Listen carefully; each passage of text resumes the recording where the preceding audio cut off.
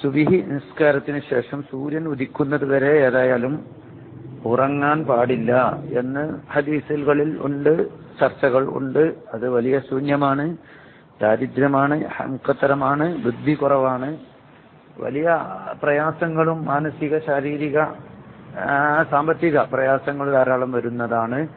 അതുകൊണ്ട് പ്രത്യേകിച്ച് റമദാനൊക്കെ വരുമ്പോൾ നമ്മൾ എന്താവണം, പലപ്പോഴും രാത്രിയൊക്കെ ഉറക്കൊഴിച്ചാവുമ്പോൾ സുബഹി ഉടനെ മറിഞ്ഞ് വീണ് കിടക്കുന്നത് കാണാം. അത് അള്ളാഹു നമ്മളെ കാക്കട്ടെ, അങ്ങനെ ശ്രദ്ധിക്കണം. വലിയ ദാരിദ്ര്യം ഉണ്ടാക്കി കളയും, നമുക്കൊരു സമാധാനം കിട്ടൂല, ഒരു വലിയ കെണിവലി പെട്ടതുപോലെ ഇങ്ങനെ തോന്നും. അങ്ങനെ നമ്മളെ വീട്ടിൽ നമ്മളെ മക്കളെ ഉറക്കരുത്. നബി സല്ലല്ലാഹു അലൈഹി വസല്ലം തങ്ങൾ ഫാത്തിമ ബീവി അങ്ങനെ ഉറങ്ങരുത്. അള്ളാഹു ബറക്കത്ത് ചെയ്ത ഭക്ഷണം, വിശാലമാക്കുന്ന ഭക്ഷണം ഒക്കെ നമുക്ക് ആവശ്യമുള്ളതൊക്കെ നൽകി സന്തോഷിപ്പിക്കുന്ന സമയങ്ങളാണ്. അപ്പോ അതിൽ അള്ളാഹുവിന് ദേഷ്യമാണ്. ഭൂമി വരെ കരയും എന്ന് കാണാം സുബഹിക്ക് ശേഷം ഉറങ്ങുന്നവരെ ഓർത്തുകൊണ്ട്. ഏതായിരിക്കട്ടെ, അത്രയും ഗൗരവത്തിൽ തന്നെ അതിനെ ചർച്ച ചെയ്തിട്ടുണ്ട്.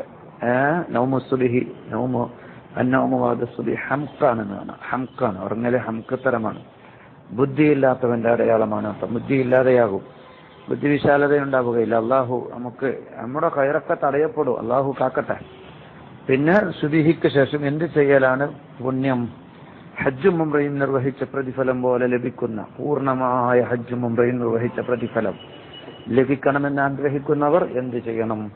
സുബഹി നിസ്കരിച്ച് ഖിബ്ലക്ക് മുന്നിട്ട് അങ്ങനെ തന്നെ ഇരിക്കുകയും പിന്നീട് അവൻ സൂര്യൻ ഉദിച്ച് ഒരു കുന്തത്തിന്റെ കതിർ ഉയര എന്ന് പറഞ്ഞാൽ 20 മിനിറ്റ് സൂര്യൻ ഉദയം കഴിഞ്ഞിട്ട് 20 മിനിറ്റ് വരെ കാത്തുനിന്ന് അവിടെ തന്നെ ഇരുന്ന് അതിനുശേഷം 2 റക്അത്ത് അവ്വാബി നിസ്കാരം അല്ലെങ്കിൽ എന്താണ് ളുഹാ നിസ്കാരം, അല്ലെങ്കിൽ ഇശ്റാഖ് നിസ്കാരം, അവ്വാബിനല്ല ഇശ്റാഖ് നിസ്കാരം അല്ലെങ്കിൽ ളുഹാ നിസ്കാരം നിസ്കരിക്കുക.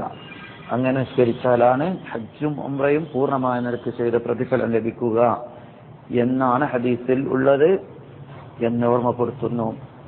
അള്ളാഹു ചോദിക്കുന്നവർക്കൊക്കെ ബർക്കത്ത് നൽകട്ടെ. വോയിസുകൾ മറ്റുള്ളവരിലേക്ക് ഷെയർ ചെയ്യുന്നവർക്കും അള്ളാഹു ബർക്കത്ത് നൽകട്ടെ. അത് കേട്ടനുസരിച്ച് പ്രവർത്തിക്കാൻ അള്ളാഹു ഭാഗ്യം നൽകട്ടെ. അള്ളാഹു നമ്മെ തൗഫീഖും ഖൈറിന്റെയും അമലിന്റെയും കേട്ടത് നബി തങ്ങളിൽ നിന്നും പഠിച്ച അറിവുകൾ പ്രാവർത്തികമാക്കാൻ നാഫിയായ ഇൽമാക്കി അള്ളാഹു മാറ്റട്ടെ. മറ്റുള്ളവർക്കൊക്കെ വിജ്ഞാനം എത്തിച്ചു കൊടുക്കുക. അള്ളാഹു എത്തിച്ചു കൊടുക്കുന്നവർക്ക് ബർക്കത്ത് നൽകട്ടെ. ഹാജറായവൻ മറ്റുള്ളവർക്ക് എത്തിച്ചു കൊടുക്കണമെന്നും സല്ലല്ലാഹു അലൈഹി വസല്ലം തങ്ങൾ പറഞ്ഞിട്ടുണ്ട്. എന്റെ ഒരു വചനം കേൾക്കുകയും അത് മറ്റുള്ളവർക്ക് എത്തിച്ചു കൊടുക്കുകയും ചെയ്തവൻക്ക് അള്ളാഹു മുഖം പ്രകാശിപ്പിക്കട്ടെ എന്ന് നബി സല്ലല്ലാഹു അലൈഹി വസല്ലം തങ്ങൾ പറഞ്ഞിട്ടുണ്ട്. അസ്സലാമു അലൈക്കും.